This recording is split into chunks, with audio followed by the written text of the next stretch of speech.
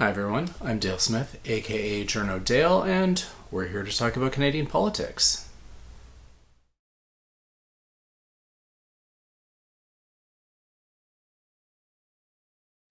All right, we're here with Carleton University's Dr. Jennifer Robson, and she's been blogging this week about tariffs because Trump has decided to put new Section 338 tariffs on us because, we need to be punished for, being Canada or something. Um, but she's been blogging about this, and I figured, well, let's get some insights from her on what she has found about what the effects are going to be. Assuming any of this goes forward, of course, That's a big assumption. because That's that a is big always the old big assumption. if. Yes, exactly. Exactly. Well, thanks for But having me back. yeah, absolutely. Okay. So you've done some posting. You've been trying to tease out what we're looking at in terms of the very weird items they're tariffing. Yeah. Yeah. I never thought I would want to know as much as I now know about agar, but here we are, Dale. Here we are. Here we are.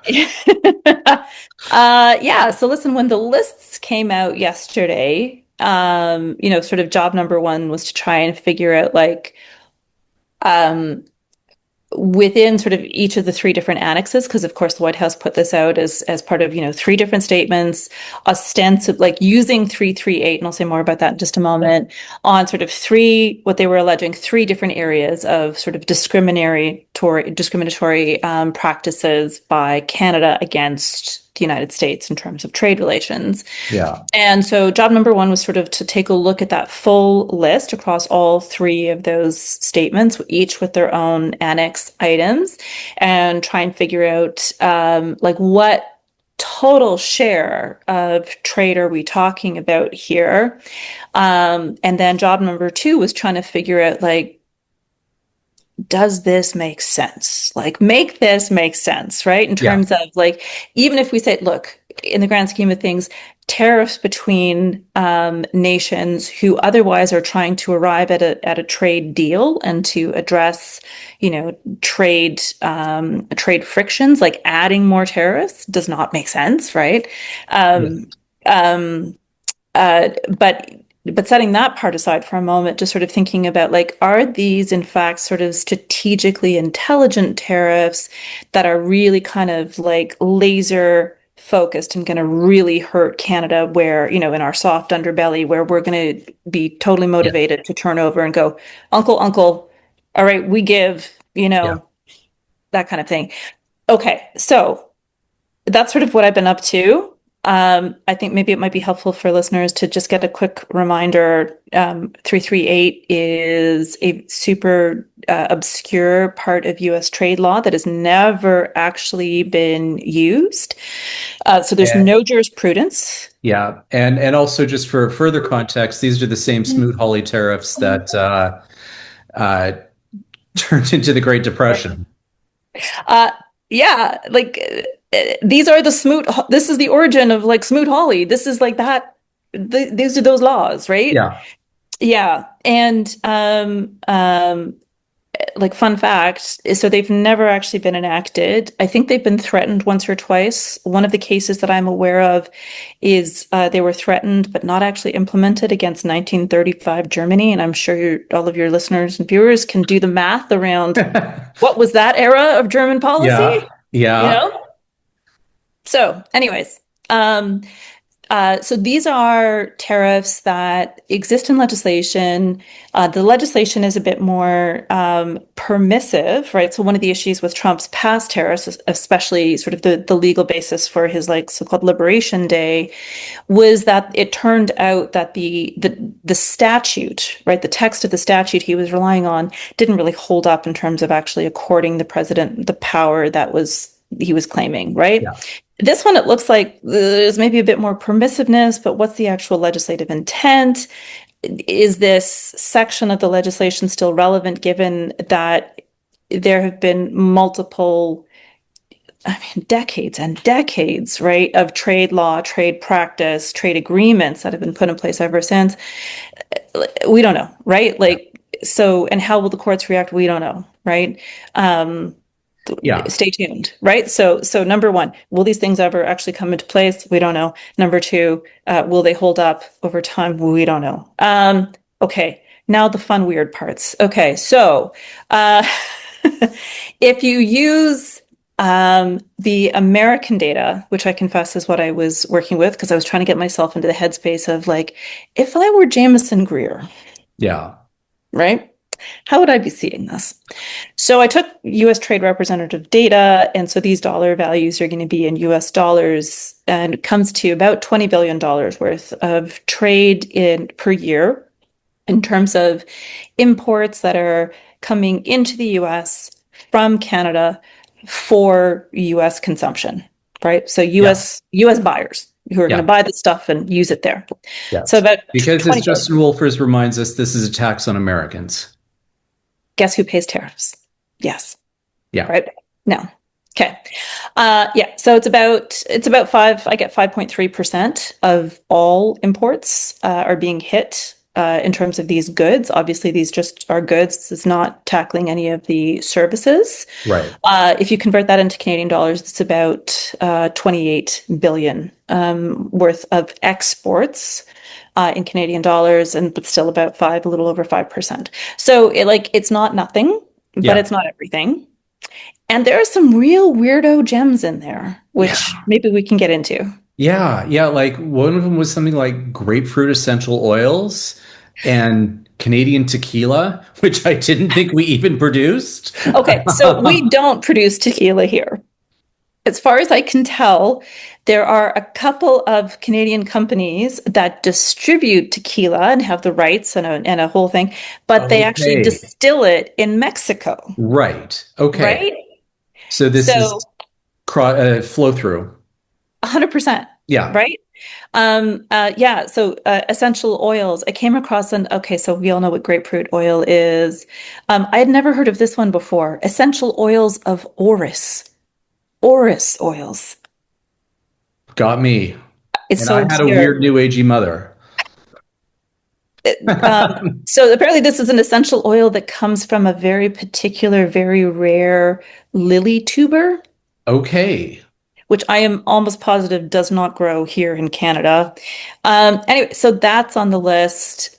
We had total exports to the United States of, drum roll please, $2,820 in 2024. All right. But that's going to go up by 50% for your essential oils of orris purchasers In the in the 50 US. states in the US. Yeah, there are other weird ones in there like beet seeds, commercial beet seeds are on Okay. there. Now, I'm a gardener.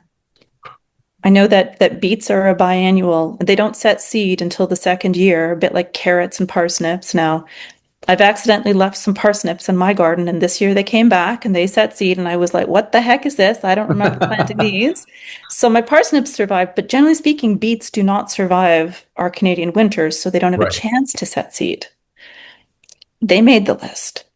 Um, and sure, there are things on here that we do make and we do sell, like, dairy is on there. Yeah.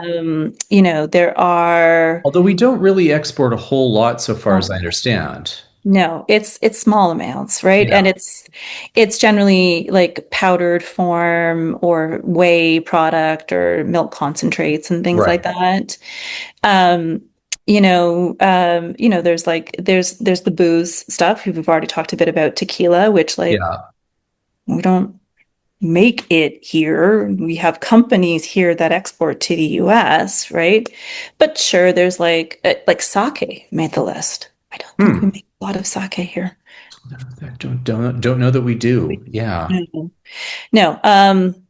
Anyways, and sure, like there are some like pulp and paper products and some furniture products, right? Yeah. And so I can see, like Trevor Tombe, who had posted that information around sort of where is the incidence in Canada going to fall. I mean, obviously for things like a lot of pulp and paper, a lot of dairy, like the larger volume of that sort of stuff is probably going to hit more in sort of central and eastern Canada, Yeah. predominantly. Ontario, Quebec, primarily. Ontario, Yeah. Quebec, maybe a little bit out in BC because they do have a big Particular forestry. forestry. Yeah. Yeah. Yeah. But there's also some interesting ones, like, for example, honey made the list. Hmm. We do export honey. 40% of our honey production actually comes from Alberta. Okay. I did not know that. I didn't know this either until I was trying to learn things. Likewise, wool has made the list. Okay. And again, apparently our wool production, Alberta leads us in wool production. Okay. So like it's all of these things are kind of strange in the sense that it's not heavily concentrated in a particular sort of regional sector where you could go like, aha, this is Right. really trying to hit Doug Ford right where it counts because he won't put American booze back on the shelves, right? Like Right. this is a little bit, I think, honestly, of a spaghetti on the wall. Let's see what sticks. Yeah. And the And fact also possibly, and maybe I'm just theorizing here, but don't want to make something that sounds bigger than it possibly is, just for the sake of drama or theatricality, maybe. far be it from from me to deny the fact that President Trump has a flair for the drama and has a sense of narrative and orchestration of narrative and what makes for good TV, I'm sure. Hmm. Um, but I think there's also an interesting thing here in that, so typically when you're trying to do strategic tariffs, you pay attention to the country of origin because you worry about like this is the country that provides and supplies this, right? They're not just Right. a re-exporter, right? Like they make this here. And that's not what they've done, right? Like we started Yeah. talking about agar, right? We don't make it here. We don't make beet seeds here. Like so Yeah. it's We there's an don't make element tequila here. we don't make the tequila here. We No, might we just buy it and resell it. yeah. Yeah. Yeah, and so to me, that's more about threatening to gum up the works of trade, you know, as Yeah. opposed to really the way that the sectoral tariffs have been much more pointed, right? And Yeah. much more focused on industries where we do produce things here, we do manufacture things here. Yeah. This one, it seems to be much more scattershot. And I have to think maybe, yeah, there's an element of like cause chaos, go for the drama, Yeah. but also just sort of create uncertainty and sort of threaten to just generally make it harder for Canadian goods to cross the border into the States. Right. Okay. Um, I mean, art of the deal is what I'm sure some people are going to say, but I mean, it seems hard to quantify how you're going to come to some kind of a trade agreement that they keep claiming they want, if they keep doing things like this along the way. Um, It's an interesting strategy, yeah, like to the extent that anyway, using that term loosely. But like if okay, so let's imagine that the United States does want to come to some kind of agreement with Canada, but they want it to be an agreement where they win, we've given up concessions. The order of seniority here is firmly established and we've been put in our place kind of yeah. thing. I'm not sure that this is how I would go about it. No, it seems really. I'm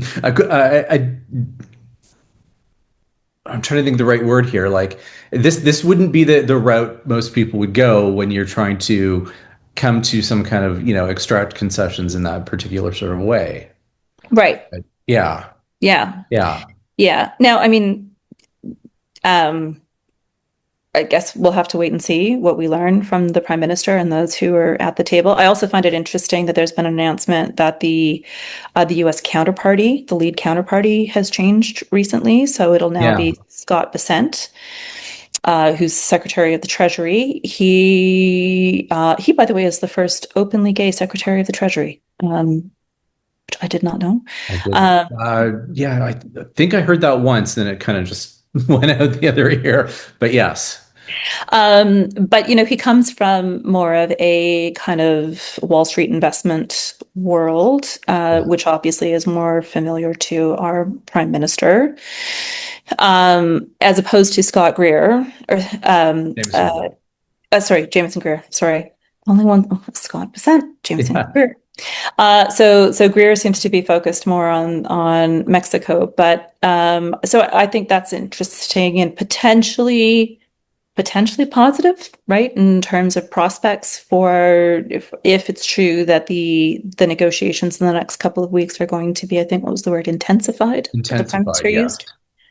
Um, Yeah, but in the same token, I seem to recall that Besant has made some particular proclamations about Canada that also have been um, inflammatory. inflammatory or highly fictionalized as well. So, I mean, take your pick for what that actually means as well.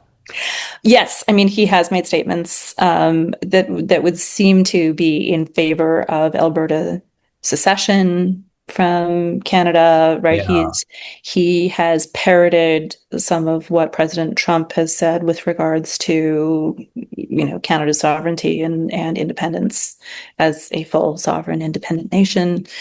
But to me, the enduring thing that I think about is the interview with Scott Bessent on the White House lawn on the Liberation Day tariff announcement day, hmm, when he seemed to almost be pleading with other countries. Like genuinely, the tone of his voice and his whole yeah, demeanor was like slightly pleading to other countries, like, could you please just roll over and take it? yeah. And also cut a check while you're at it. I seem to recall that. Was that the same one? Well, I mean, so I think he said like roll over and take it. So you can help us address this by cutting us a check or Right, right, just accepting the tariffs as they are. right. And I didn't get the sense that he was necessarily enthusiastic. Like he didn't seem to be sort of a gung-ho cowboy in favor of these things. Um, so anyway, I think that's sort of to me an interesting starting point. If kind of the trade team is starting from a position of Canada, could you just please, you know, cut us cut us a deal? Kind of, do you know what I mean? Like that's the Yeah, flip side of yeah. that, right? Yeah. I mean, the other thing that I keep coming back to with this too is just the inability to understand what retaliatory means by anyone on the American side. It's like, no, you guys punched first, and Something, how yeah. dare we dare to hit back? I mean, the absolute temerity of it all. There, Uh, sure, there's some selective decisions around when does the timeline begin, like who did what to whom first here. yeah, Absolutely. But I think more importantly and more enduringly, it's also um, for any successful deal to be concluded, both sides have to be able to walk away um, with enough of something that they can go back to their populace, yeah, right? And say, I got this, it's going to be okay, right? Like they don't have to be the victor per yeah, se, right? And so I think that is also an interesting thing to bear in mind that sure, there are concessions the Americans feel that they need to extract from us. And yeah, I think there's a conversation around yes, that, no, that kind of thing. But at the same time, the Americans also, to be able to successfully conclude this, you need, in the same way that we saw them reach, okay, fell through like in a heartbeat, but an yeah, agreement with Iran, right? There was a recognition of they had to give some things to the Iranian leadership as the price of peace. yeah, So that's also part of a missing ingredient here too. So yeah, I think there's an element of maybe both sides of um, I don't know, not quite been understanding what the other needs yeah. to get to Okay. an okay. So anyway, We'll see. this list, not helpful, Yeah, frankly. absolutely. It doesn't seem to be strategic either. My 2 cents. No, no, but not many things that come out of the White House these days seem to be very strategic. So there we go. There we go. So Yeah, I see this as more of a, I mean, sort of symbolic, right? We'll Yeah. see. We'll see what happens in the coming weeks.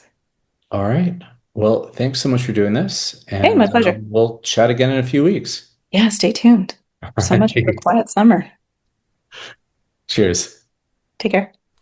And that's everything for this week. Join us again next week for some more Canadian politics. I'm Dale Smith. That's at journo_Dale on Twitter and journodale no underscore on Bluesky. And don't forget to like the video, share, subscribe, and support us on Patreon. Thanks, everyone.